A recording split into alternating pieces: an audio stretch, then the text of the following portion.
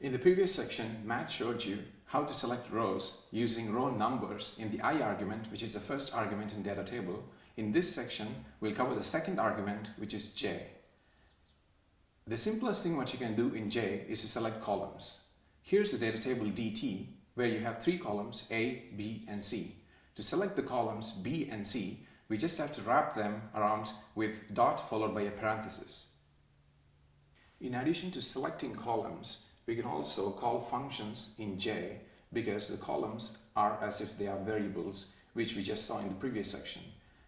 Using the same data table from the previous section, we have three columns A, B, and C. Now instead of just selecting on columns, we'll aggregate on columns A and C. We call the function sum on column A that adds up the values 1 plus 2 plus 3 plus 4 plus 5 and returns 15.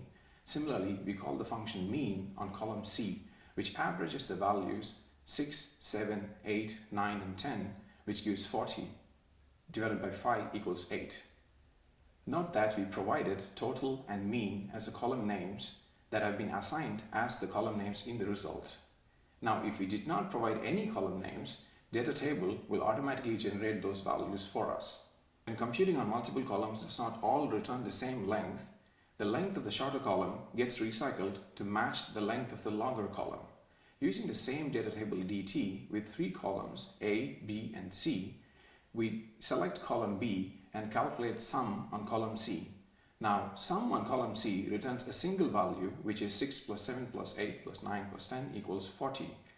And the length of column B is 5, and therefore sum of C value gets recycled to fit the length of column B.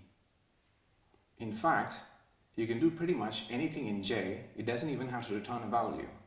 For example, let's do dt of plot of A comma C, and it just plots the column A in the x-axis and column C in the y-axis.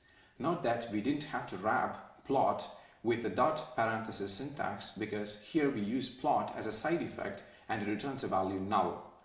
In fact, we can also have multiple expressions wrapped within curly braces.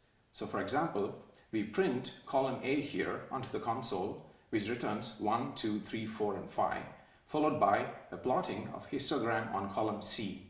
Here, however, histogram returns the values invisibly, and therefore we explicitly set the return value null in J.